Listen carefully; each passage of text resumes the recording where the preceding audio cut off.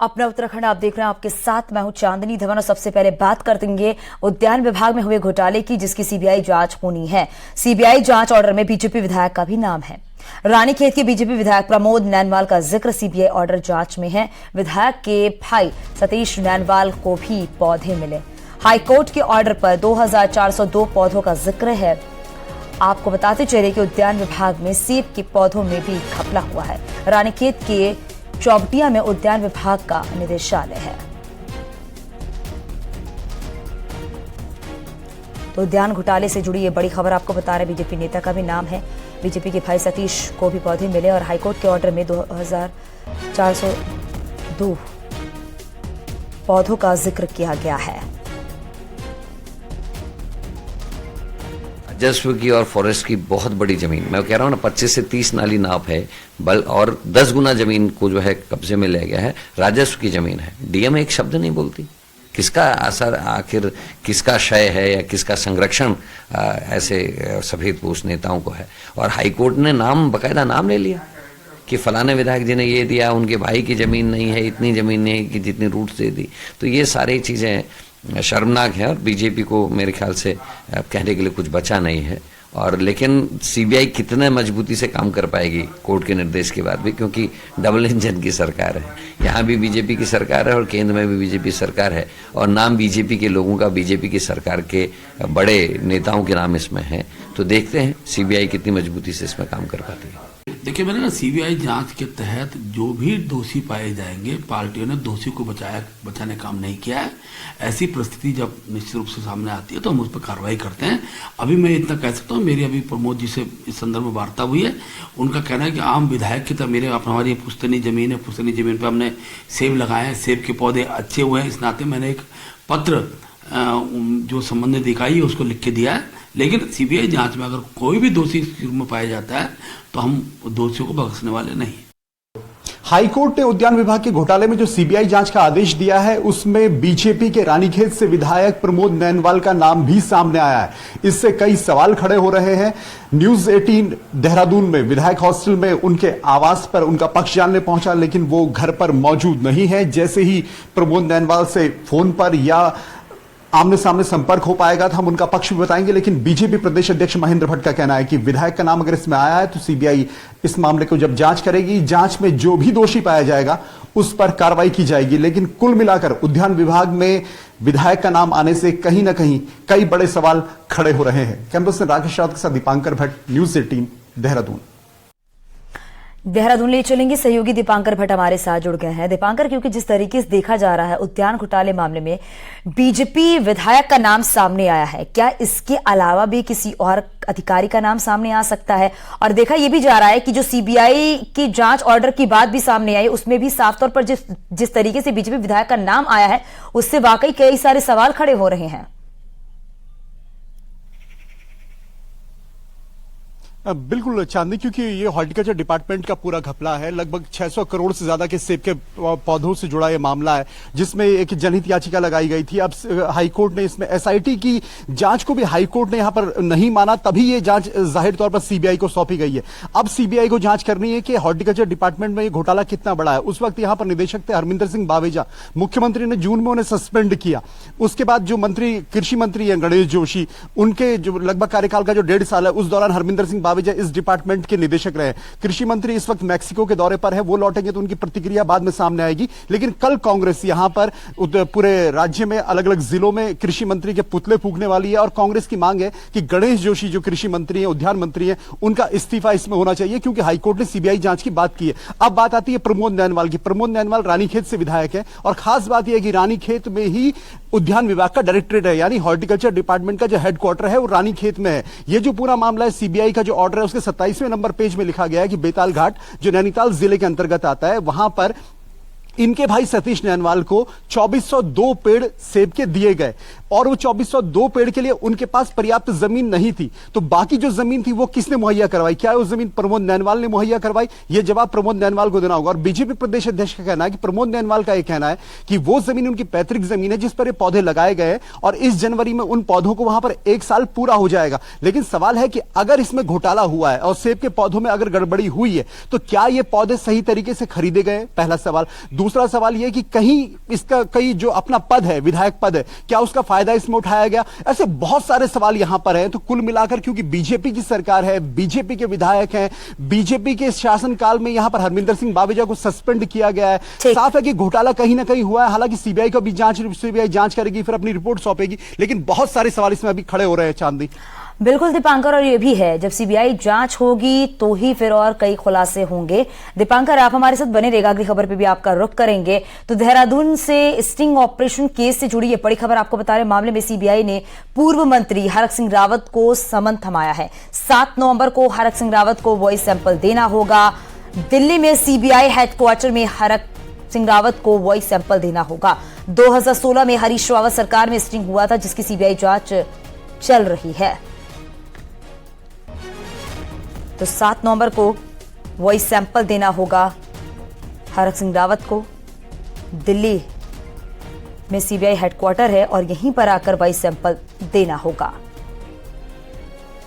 आज सीबीआई का एक सब इंस्पेक्टर आया था और इंस्पेक्टर का भी फोन आया था मुझे कुछ दिन पहले। तो उन्होंने 7 नवंबर को समन भेजा है। 7 नवंबर को दिल्ली सीबीआई मुख्यालय हमको बुलाया है वॉइस सैंपल के लिए। हालांकि मैंने उनसे कहा कि भाई मैं अभी राजस्थान में चुनाव है, मेरी राजस्थान में ड्यूटी है और मैं इस समय व्यस्तता के कारण और मेरा स्वास्थ्य भी ठीक नहीं है इस समय और मुझे डेंगू हो रखा है। तो मैंने उनसे कहा कि भाई मैं देखता हूं कि मेरा 7 तारीख को आना संभव है कि नहीं आना। और सहयोगी दीपांकर भट्ट हमारे साथ लगातार बने हुए हैं। दीपांकर, 2016 का ये मामला है जब स्टिंग ऑपरेशन हुआ था। हालांकि अभी कहा जा रहा है कि पूर्व मंत्री को बुलाया गया है वॉइस सैंपल के लिए। अब आगे क्या?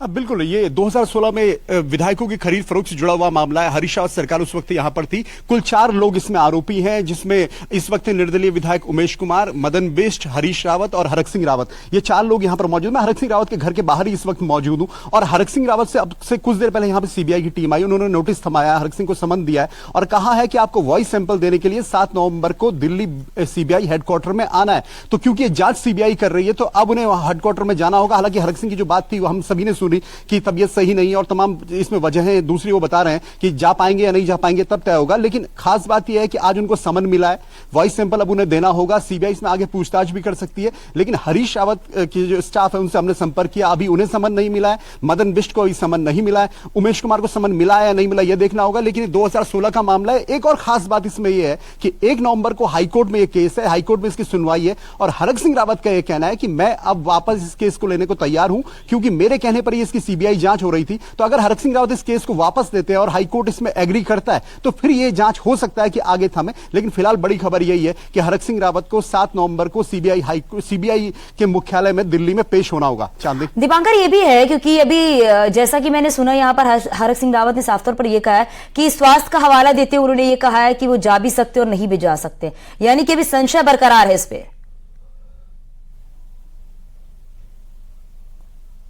अब बिल्कुल हरक सिंह रावत का कहना है कि उनकी तबीयत ठीक नहीं है, राजस्थान में उनकी ड्यूटी लगाई गई है पार्टी की तरफ से, राजस्थान में इलेक्शन है, तो अब वो वहां पर अपने वकील की तरफ से क्या पक्ष रखते हैं, वॉइस सैंपल देने पहुंचते हैं नहीं पहुंचते हैं। और दूसरी अहम बात की जो बाकी 3 इसमें आरोपी हैं, बिल्कुल दीपांकर, ये देखने वाली बात होगी कि 7 नवंबर को हरक सिंह रावत सीबीआई हेडक्वार्टर अपना वॉइस सैंपल देने जाते हैं या फिर नहीं। शुक्रिया इस जानकारी के लिए। उत्तराखंड में इस साल होने वाले निकाय चुनाव फिलहाल टल गए हैं। शासन ने राज्य निर्वाचन आयोग को परिसीमन रिपोर्ट भेज दी है। परिसीमन रिपोर्ट के आधार पर आयोग वोटर लिस्ट बनाएगा और वोटर लिस्ट की प्रक्रिया अगले साल फरवरी तक पूरी हो जाएगी। आपको यह भी बताते चले कि साल नवंबर में निकाय चुनाव होने थे और 2 दिसंबर को निकायों का कार्यकाल पूरा हो रहा है।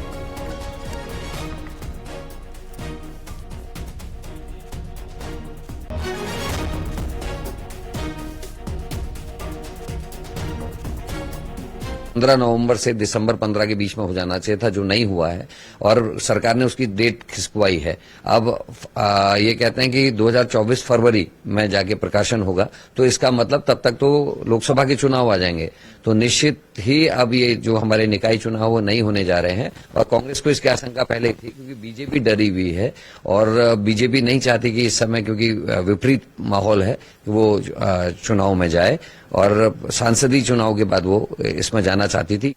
तो नगर जब नए बनते हैं तो परिसीमन का विषय होता है, आरक्षण का विषय होता है, ओबीसी का विषय होता है, नया मतदाता सूची का संकलन का विषय होता है। इस पर समय लगना लगता ही है।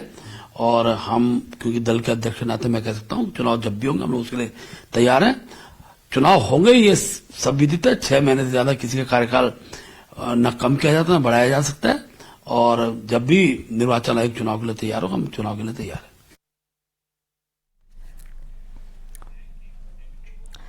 उपराष्ट्रपति जगदीप धनखड़ आज अपनी पत्नी के साथ केदारनाथ धाम पहुंचे। वीआईपी हेलीपैड पहुंचने पर राज्यपाल गुरमीत सिंह ने उपराष्ट्रपति का स्वागत किया। कुछ देर सेफ हाउस में रुकने के बाद जगदीप धनखड़ बाबा केदारनाथ मंदिर में रुद्राभिषेक और विशेष पूजा अर्चना कर देश की खुशहाली की कामना की।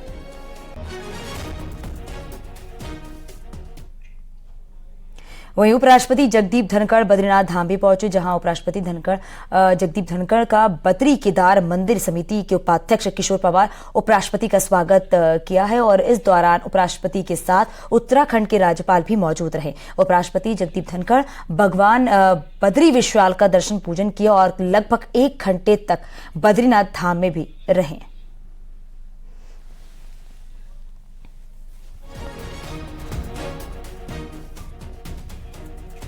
तो बद्रीनाथ धाम जब पहुंचे उपराष्ट्रपति जगदीप धनखड़, उस वक्त की भी तस्वीरें आप देख रहे हैं। बताया जा रहा है 1 घंटे तक बद्रीनाथ धाम में रहे। और पहली तस्वीर आप वो देख रहे हैं जब केदारनाथ पहुंचे हुए थे उपराष्ट्रपति अपनी पत्नी के साथ बाबा केदार के दर्शन करने के लिए। बताया जा रहा है कि रुद्राभिषेक भी करके विधान से पूजा अर्चना की।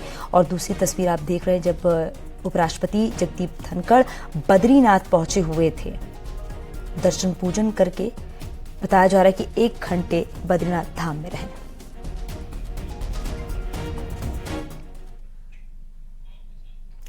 केंद्रीय पेट्रोलियम एवं श्रम मंत्री रामेश्वर तेली ने गुरुवार को बद्रीनाथ और भगवान केदारनाथ के दर्शन किए।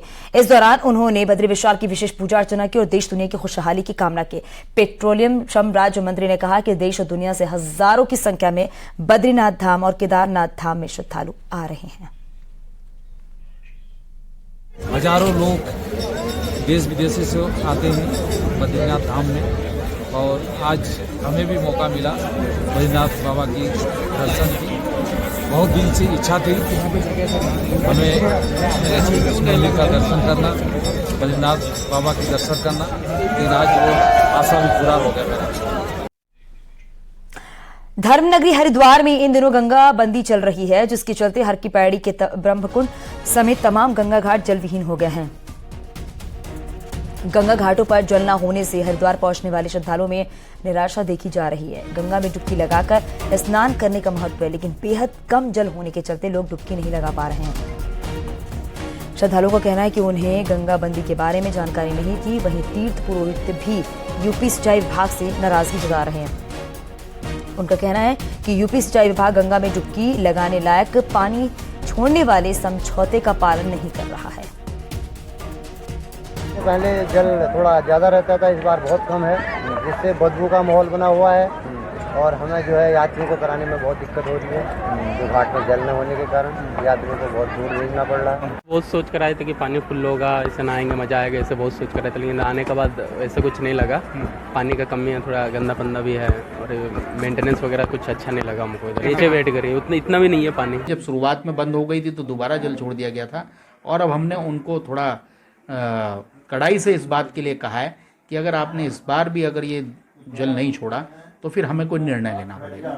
हरिद्वार में हर की पैड़ी पर गंगा की धारा रुक जाने से हरिद्वार की रौनक खत्म हो गई है। इन दिनों हरिद्वार में गंगा बंदी चल रही है और तस्वीरों में साफ देखा जा सकता है कि हरिद्वार की हर की पैड़ी पर गंगा की जो निर्मल धारा कल कल कर बहती है वो आज यहाँ पर पूरी तरह गंगा सूखी हुई नजर आ रही है।